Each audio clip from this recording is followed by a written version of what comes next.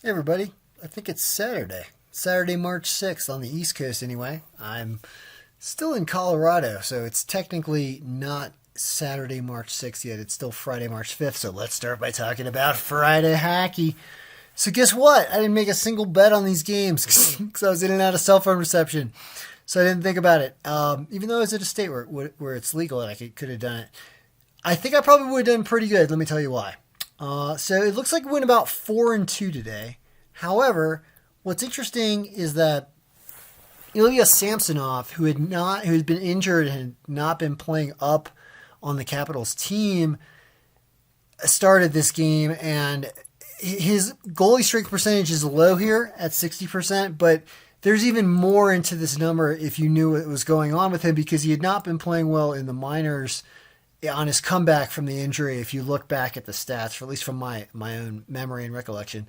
So this game is kind of distorted, and you should be more concerned about the goaltending number here anyway. So I think that would have been a sign if I had really gone in depth about that game that is pretty obvious based on the goaltending matchup here. It's not the Capitals' main goalie, so it causes problems. And you can see the final score is 5-1 Boston, and there's a whole lot of things that are predictable here seeing that. Now, next, Tampa Bay and Chicago.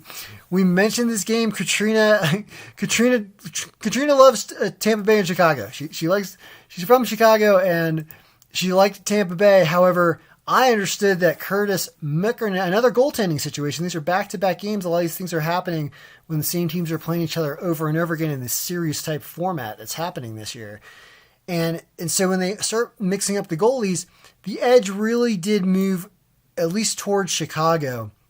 It's such a different game if you had thrown Vasilevsky in there and he had played and he was, well rested and played, as opposed to and of course there the score flips. Of course, I didn't watch any of this hockey, but that's why I said in the video I wouldn't take Tampa Bay today. I didn't say take Chicago, but I said I would stay away from Tampa Bay, and this is why. And as you can see, his goalie percentage is lower. Now, I added something over here I should talk about. So what I added over here is a category called Team Recent 10-Day Win Percentage. And what that is this is going to look at the last 10 days, not the last 10 games that the team has played, but the last 10 calendar days. So this would look back to about February 25th-ish or something like that, 24th or 25th, I think. And it's looking at the percentage of games that the team over here has won versus how many they played over that time period. So the Caps had won 80% of their games or something over the prior 10 days. Boston had only won 40%. This is basically the streak factor that I was talking about. And another cool thing about this is something where you could actually change this to a different number of days just by doing something cool.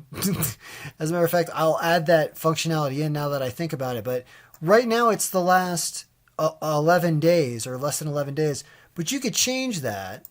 And a way to change that would be simply to find and replace something where every time it said minus 11, we would say, instead of 11 days, let's go back the last 30 days. And let's replace all. And voila, all of a sudden, all of the team win percentages just changed from 11 to 30 days. And we could do that indefinitely with any given number. I happen to like less than about,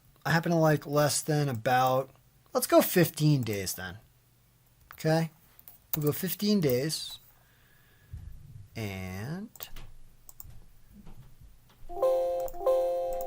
that shows, over the last 15 days what the win percentage was for the team. So this is helpful because it shows something funny like Anaheim can't seem to win any games. They're at a 0%, and shocker, they lost today to Colorado. Colorado didn't run over them like the projected scores say, so the line was so terrible that taking Colorado to win hardly paid very much. There's that problem, and a lot of people, it entices you to bet them minus, one goal or something. The problem is, well, they only win by a goal, so you don't win minus 1.5, and it's tough. That's why these games are tough when the lines are bad. That's why it's tough. Now, Minnesota and Arizona, This is pretty consistent, other than Cam Talbot played a little better than expected. And also Minnesota's win percentage is look at how much better over the last 15 days is what this is now, because I changed it to 15. But anyway, so all this stuff happened today. I'm not going to go on forever about today because I want to talk about tomorrow, and there's a ton of games. But it looks like it was a pretty good day. It looks like St. Louis won. Vegas is winning. May have won. I don't think. Actually, that might be. There was 2 minutes left. If Vegas tied, if Vegas lost that game somehow, then I'd be wrong here. But I'll update it obviously tomorrow. Let's talk about tomorrow, which is today, Saturday, March 6th. Well, here's what we got. We got some cool stuff here. We have some goaltenders confirmed already. We have, I believe, 11 games on this day. A lot of games. And we have this fun win percentage thing over here, too, that's going to come into play as we analyze these games. So things will change as I update stats tomorrow. For the people on the email list, you will get this. With more current stats, it will look a little different than this, but this is the general idea of what's coming out tomorrow. So, is there anything good to bet? We don't have Katrina here to help us, so I'll have to do this myself. Rangers versus the Devils. Two not very great teams. Two weakish goaltenders. The Rangers, however, have been playing better than New Jersey. So this is a reasonable line here, however. These stats don't tell much of a tale, but the streak factor says the Rangers are playing better. So if you had to choose one of the teams, you probably would choose the Rangers. However, it's not a very good game to bet because there's a whole big other schedule to look at. Buffalo and the Islanders. Huge mismatch, huge disparity. We see destruction of Buffalo if these are the goaltenders. If Varlamov plays, especially because he's very good, it should be a walk. This is actually a very reasonable line for this type of distorted power disparity. This should be at like minus 260 or 250, in my opinion. So this is actually some value here. You could consider taking the minus 1.5. However, I mean, you could. I mean, you actually could. It says. So I'll shut up. That's what it says. All right. Philadelphia and Pittsburgh. I ran into a guy at the hot springs today who a family, and a guy was from, the father guy was from just near Philadelphia. And we talked a little bit about sports betting and stuff like that. And I threw out hey, your Flyers are playing pretty well. And he's like, yeah. And he started talking about golf. But the point is even everybody who's remotely near Philadelphia understands that actually the Flyers are playing are okay. Well, here, this is favoring them over Pittsburgh yet again. See what happens whether Tristan Jarry starts or not. Philly has been streaking a little better than Pittsburgh. However, this is a very even matchup and very close. 9% disparity here. Lines very close. You can see there's a tiny tad bit of value in taking Philadelphia, but this game can go either way. And it's not a good game to bet. Even though the line's very reasonable, it's still it's going to be a coin flip, and these teams would split over and over and over again in the long run, in my opinion. It's almost like flipping a coin with these two numbers here. And even this is they're both playing well. That's what that means. Or fairly well. Florida and Nashville. So here, Nashville, this is what I like to see. It shows that Nashville, even though they look so bad here, is actually streaking better than Florida in the last 15 days. And it's because they actually have won some games recently. Now, they had some games against Detroit, so it's not as difficult to beat Detroit, so that's probably why this number is higher. Florida had some tougher rounds. I think they played Tampa Bay in a series, so that is kind of acceptable when you're playing a championship team like Tampa Bay. So this is still solidly favoring Florida here, except for the streak factor, but I kind of explained why the streak factor maybe doesn't mean as much with these two teams because of the difference in strength of opponent that they played in the most recent series. Minnesota and Arizona. Here, Minnesota has been streaking well. I was about to say that. Minnesota has been streaking well, and it favors them across the board. Ranta can play a good game once in a while, but it does like Minnesota here, and it says it's kind of a reasonable line for this. 1.3 goal differential projected score. It's pretty good, pretty solid there for Minnesota. It's one of Minnesota's one of the better picks here because everything. See how every single category is better than the opponent?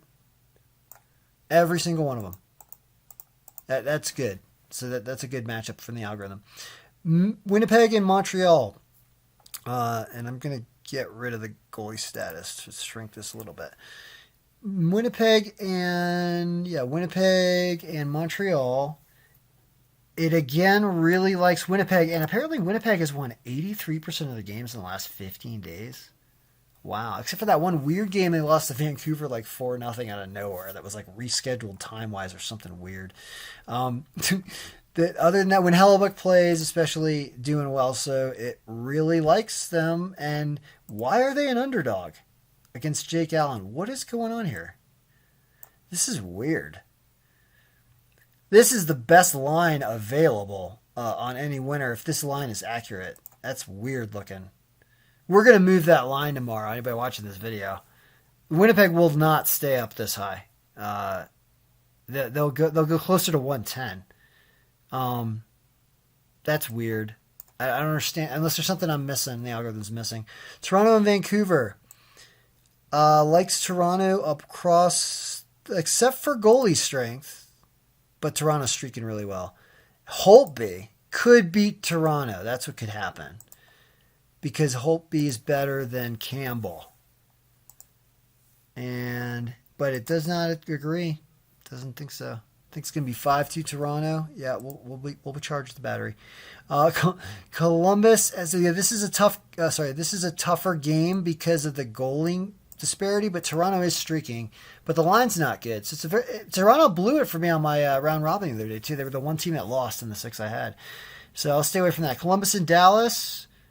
Yep, likes Columbus across the board. Both these teams streaking poorly. Look at how bad Dallas and Columbus are playing over the last 15 days. The only team playing worse on here is Anaheim. Good guy. And Montreal. And Vancouver. Jesus, some bad teams this year. So here's a battle of bad teams that Columbus probably wins at plus 120. That's a reasonable line against Dallas. That's funny. Anaheim and Colorado. Colorado keeps finding ways to screw with your heart and not win the way that decisively the way they should. Yet they are at 56%. Anaheim's so terrible that this is why this line is ridiculous. But it's tough to take the goal line, as you saw what happened today. Gibson doesn't like to put in a lot of goals if he plays tomorrow. So sometimes this could be a lower scoring game. It's a tough game to bet. I don't like it. St. Louis and LA, that seems like a good line from St. Louis. I just by glancing. I mean, yep.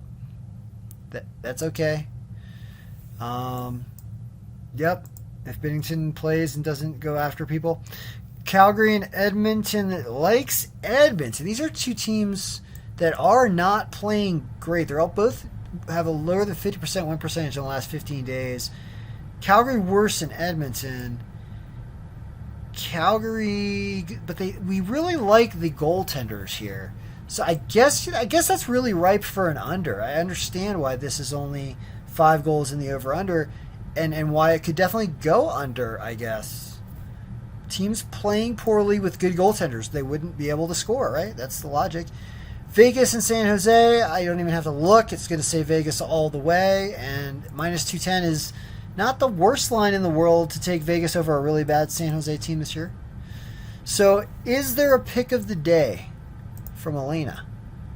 We don't have any women here at all to help us. We just have to do this without the females. I think the pick of the day, there's something when I was reading this. First of all, Elena actually would probably, I think it is actually the Islanders over Buffalo. Because this game's weird. I don't understand what's going on here at home in Montreal, but this game is on the island.